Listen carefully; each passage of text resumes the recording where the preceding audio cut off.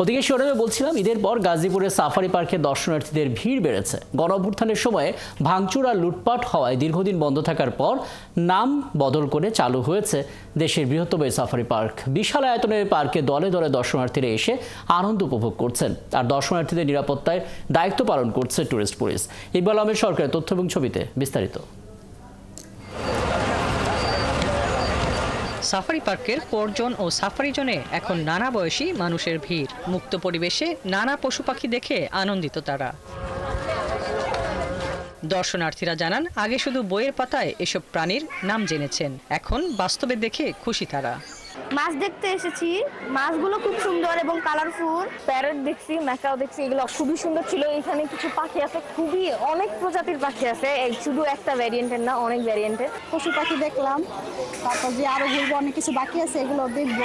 এসেছি বাচ্চাদের নিয়ে ঈদের পর থেকে এই পরের দিন এনজয় করার জন্য। বাচ্চারা আনন্দ করলো, দেখলো। পার্কের কর্মকর্তারা বলছেন, দর্শনার্থীদের সুবিধার্থে নানা ধরনের উদ্যোগ নেওয়া হয়েছে।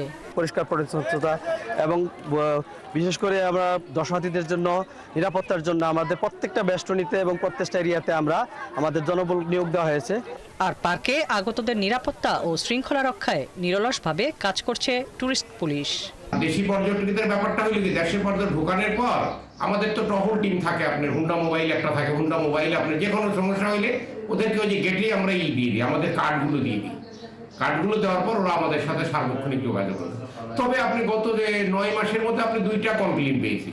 3690 একর জমি নিয়ে গড়ে ওঠা পার্কটি বন্যপ্রাণীর জন্য আরও নিরাপদ করে তুলতে যথাযথ ব্যবস্থাপনা ও নজরদারি বাড়ানোর দাবি জানিয়েছেন দর্শনার্থীরা।